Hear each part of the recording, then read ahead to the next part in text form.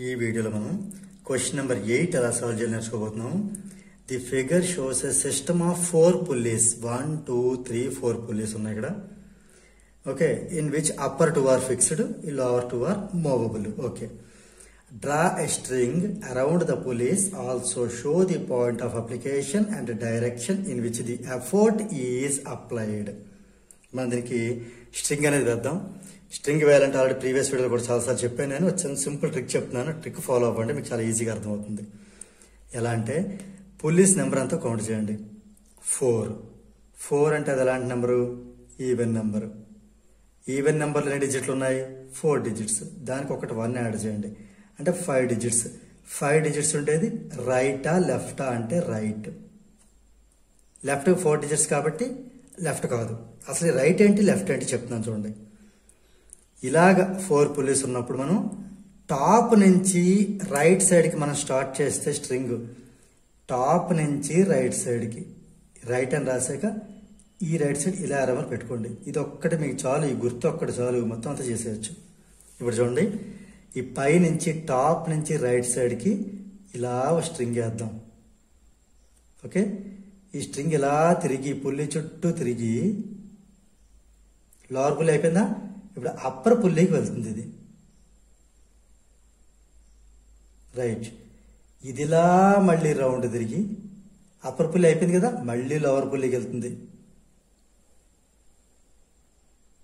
Right, ఇదిలా round తిరిగి lower పుల్లి అయిపోయింది కదా, ఇప్పుడు ఇంక డైరెక్ట్గా పై నుండి అప్పర్ పుల్లికి వెళ్తుంది ఇది. ఇది ఇలా రౌండ్ తిరిగి ఇలా బయటకు వచ్చేస్తుంది. ఇది స్ట్రింగ్ వేసే పద్ధతి. ఇప్పుడు దీన్ని బట్టి మీకు ఇంకొకసారి చెప్తే అర్థమవుతుంది చూడండి. ఇది మనకి 4 అనేది ఈవెన్ నెంబర్. ఒకవేళ ఆడ్ నెంబర్ అయితే ఆడ్ అనే దాంట్లో 3 డిజిట్స్ ఉంటాయి, దానికి 1 యాడ్ చేసి అప్పుడు 4 వస్తే దాన్ని లెఫ్ట్ తీసుకోండి. ఎల్ఈఎఫ్టీ లెఫ్ట్లో 4 డిజిట్స్ ఉంటాయి. అంటే జస్ట్ గుర్తుపెట్టుకోవడం చెప్తాను అంతే, కొంతమందికి ఈజీగా ఉంటుందని. సో లెఫ్ట్ అయితే కనుక ఈ బాటమ్ నుంచి లెఫ్ట్కి వెళ్ళాలి, రైట్ అయితే టాప్ నుంచి రైట్ రావాలి. ఇది ఒకటి బాగా గుర్తుపెట్టుకోండి. ఓకే, ఇప్పుడు దీనికి ఏం చేద్దాం, మనం టెన్షన్స్ అప్లై చేద్దాం. ఇక్కడ ఒక అప్ యారో మార్కు, మళ్ళీ దీనికి ఒక అప్ యారో మార్కు, ఇటు సైడ్ ఒక అప్ యారో మార్కు, ఇటు సైడ్ 1 అప్ యారో మార్కు, ఇక్కడ ఒక అప్ యారో మార్కు. ఏంటివన్నీ? టెన్షన్స్. ఇది టీ ఫర్ టెన్షన్, ఇవన్నీ కూడా టీ. ఇది కూడా టీనే. అయితే ఇక్కడ మనకి ఈ డౌన్ వర్డ్స్ ఉంటుంది ఎఫర్ట్ ఈ. ఇది మొత్తం అన్ని డైరెక్షన్స్ అని డ్రా చేసినట్టే. దీంతో మనకి ఈ ఫస్ట్ బిట్ అయితే అయిపోయింది. Right, okay. ఇందులో అబ్జర్వ్ చేసిన విషయం ఏంటంటే లోడ్ మీద ఎన్ని స్ట్రింగ్స్ పడుతున్నాయంటే ఎన్ని టెన్షన్స్ ఉంటే అన్ని, లేదా ఎన్ని పుల్లీస్ ఉంటే అన్ని. లోడ్ వాల్యూ అంటే అంత 1 2 3 4 ఈ 4 లోడ్వి. ఇది ఒక్కటే ఎఫర్ట్ది, ఒక్కటి ఎఫర్ట్ది. రైట్, సో మనం ఇప్పుడు ఇక్కడ మనకి లోడ్ అంటే ఎల్కి ఎన్ని టెన్షన్స్ ఉన్నాయి? 4 టెన్షన్స్ ఉన్నాయి అంటే 4T. ఎఫర్ట్కి ఎన్ని ఉన్నాయి? ఎఫర్ట్ అంటే దానికి ఒకటే టెన్షన్. రైట్, అలా పెట్టుకుందాం, తర్వాత మనకి యూజ్ అవుతాయి. ఈ వాల్యూస్ తర్వాత మనకి యూజ్ అవుతాయి. రైట్, ఇప్పుడు మనం మిగతా బిట్స్ సాల్వ్ చేసేద్దాం. What is the velocity ratio of the system? ఇది మన ముందు ఏ బిట్ డయాగ్రామ్ కాబట్టి నేను ఏ అని రాసేస్తున్నాను. డయాగ్రామ్ ఇస్ గివెన్, అయిపోయింది. తర్వాత బి బిట్కి వచ్చేసరికల్లా what is the velocity ratio? Velocity ratio అంటే సింపుల్ చెప్పాలంటే నెంబర్ ఆఫ్ పుల్లీసే. ఎన్ని ఉన్నాయి పుల్లీస్? 4 ఉన్నాయా? 4. మరి యూనిట్స్ ఏమైనా ఉంటుందా? ఉండదు. ఇది రేషియో, అందులో యూనిట్స్ ఏమి ఉండవు. సో వెలాసిటీ రేషియో 4 అయిపోయింది. ఇంకా C bit how are the load and effort are related? మనం ఏం చెప్పాము? Load and effort are related. ఎలా రిలేట్ అయి ఉన్నాయి అనేది మనం ఇక్కడ చెప్పాల్సి ఉంటుంది. లోడ్ ఎంత మనకి? 4 times T అని చెప్పాం. మరి ఎఫర్ట్ ఎంత? 1 time T. ఎంత చెప్పాను కదా, మళ్ళీ యూజ్ చేస్తామని.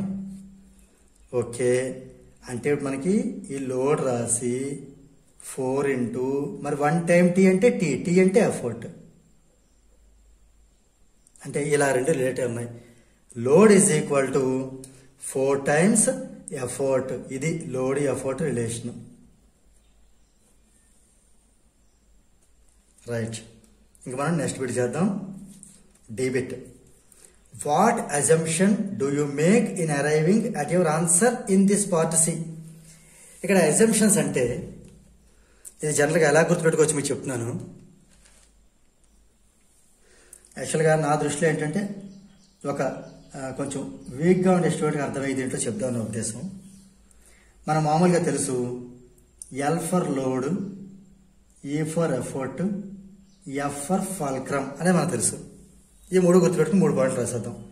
కాకపోతే ఇక్కడ మనకి ఈ ఎల్ ఫర్ ఏంటి అంటే మనకి ఇక్కడ లోవర్ బ్లాక్ అందాం, లోడ్ అనకుండా లోవర్ బ్లాక్ అందాం.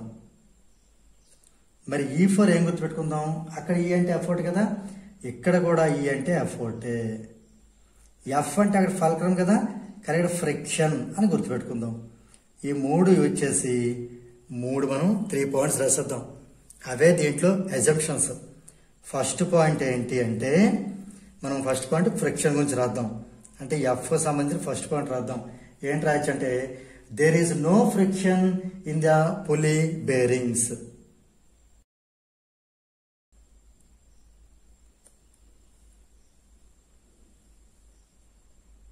ఇప్పుడు సెకండ్ది ఎల్ ఫర్ లోడ్ రాద్దాం. లోడ్ ఏంటి రాద్దాం అంటే weight of the lower block of the pulley is negligible.